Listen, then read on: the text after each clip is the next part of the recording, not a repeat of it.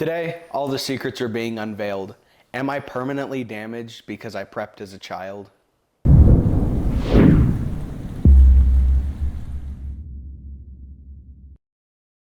Hey Provident Preppers, I'm Kylene. And I'm Sam. You probably know me from the Frugal Friendly Food series. Today, I'm here with my mom, who I love very much.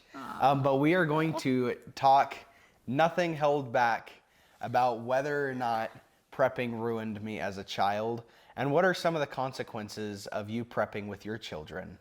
And I think that's a great point. And I think Sam is actually a really good person to discuss this with, because for one thing, Sam just says it like it is, like no holds barred. Sam was raised by two parents who very much love the Lord, but are very into prepping and making sure that we have the ability to take care of our kids, which means that Sam had to do a lot of things growing up that made him grow up a little bit faster. A lot of things that I didn't want to do is what she's trying to say. A lot of things that he didn't want to do. So we'd kind of like to talk about the long-term effects and start with your childhood.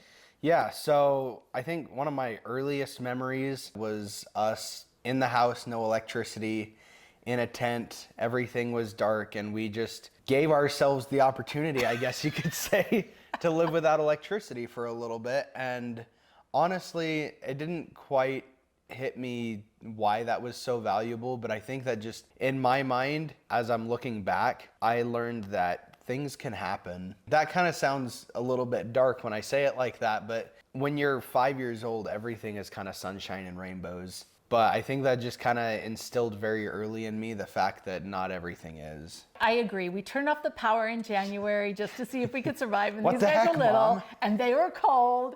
On the other hand, then did you fear a power outage anymore? No, I think actually that's something that I was thinking about going into this is I think a lot of people see prepping as, fear-based. And I think just growing up, prepping for me was always out of hope for our ability to survive whatever may come, not for fear of what might happen. I think that's a really good point, because we do, like, the world is crazy. But because we did these things with the kids, I think it was very empowering to them. So we approach prepping instead of from a stance of fear, we approach it from a stance of power. We have the power, we have the ability, we have the knowledge to survive. Not only to survive, but to enjoy life. Mm-hmm. Because if you think back to that experience when you guys were playing in the tent and sleeping out there, and you guys were sticking all the flammable products in the candles and lighting them on fire. I don't remember that. Oh. I must have been too young to remember that. But it was a good, fun experience. It was like this adventure and not anything to be afraid of. Yeah. So then let's take it a little bit past your early childhood and into your adolescence, when you knew everything and your parents knew nothing, and we were still forcing you to do things that we considered prepping. Talk to me a little bit about that. Really, a lot of the way I felt, especially negatively, was based on what people around me would say. When I would tell people at school or whatever that my parents were big into prepping, I think they kind of envisioned, the let no light in, we're going to be armed to, high heaven, no love for anybody, every man for himself. I think that's what a lot of them pictured. And so I was kind of seen as being crazy, or I guess our family was kind of seen as being crazy by some of my friends. I think all in all, even though I was a little bit annoyed, I was still grateful that, at least my parents were willing to put in the effort for what they knew was best. And so it was definitely a mixed bag of feelings. That age group is definitely the hardest to be raised as a prepper. So during that time period in your life, you were in high school when we did the no shopping challenge. I was on my mission. Oh, you were on your mission. I didn't experience that. Oh, thank goodness. That's right. It was just the other three. Mm-hmm.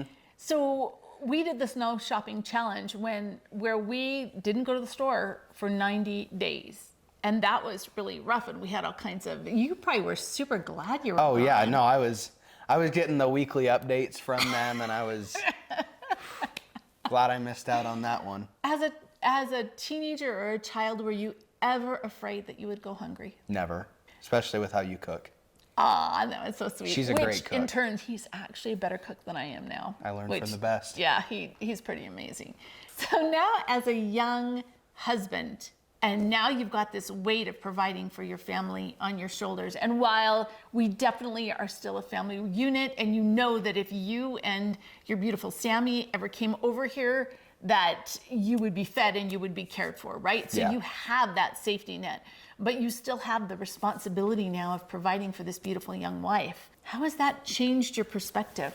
So I went through a couple of years of just not even thinking about anything, preparedness, anything along those lines. I would probably attribute that to the fact that I was, in a college dorm, full-time school, part-time work. I didn't even think about that. The only responsibility that I had was being able to pay my own bills. And then as, I met my wife and we started, inching towards getting married, I think just what I had seen Dad do and the responsibility that he took, I guess that kind of kicked in for me as well.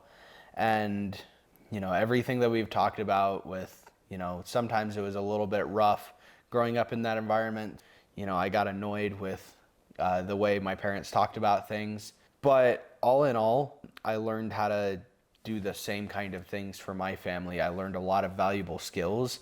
And going into marriage, I just felt very confident in that aspect of being able to protect and to provide, and knowing that I had learned the skills. I had learned really everything that I need to know, and that I also had great support with her parents and with my parents. And then we're not alone, right? And We're never alone. That is one of the things about prepping that we are so passionate about. And that is that we're community, right? We're family. We take care of each other.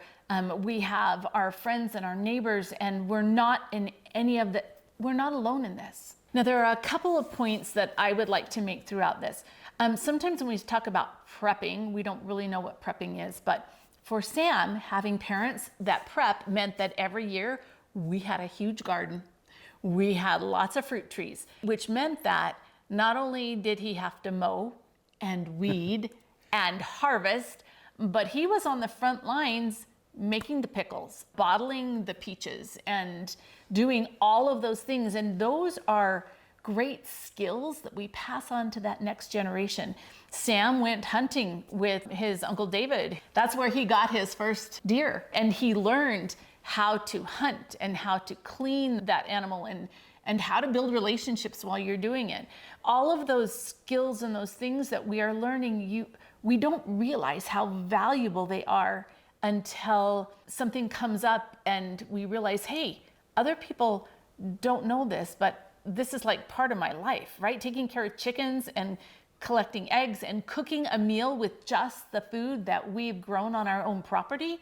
That's just my life. Being raised in that kind of environment, it kind of feels wrong for me to be out of it. I've been out of it for, 2 years now, where I've been gone to school. I got married, and now I'm living in a much more densely populated area in an apartment where our lawn is not really even ours. And just living in that kind of an environment, it feels really weird because I was, growing up, I was taught how to garden, how to mow, how to fish, how to hunt, really how, like a lot of these different skills. And right now I'm in a place where I can't do really any of them within, the area where we live.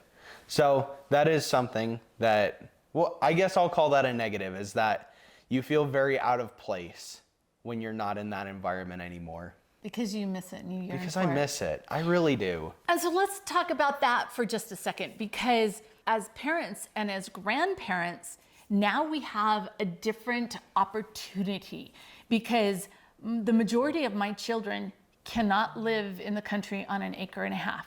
And so we're the ones that have chickens. We're the ones that have the rabbits and the big garden, and our lifestyle is very different.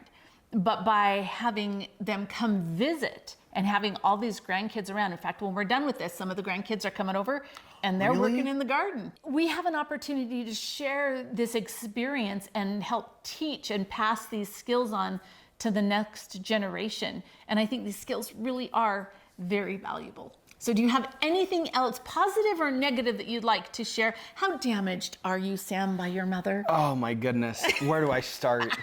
No, I'm not damaged. I mean, my wife might say otherwise, but I think I turned out okay. And really, there's so much security that comes from knowing that you can survive that kind of stuff.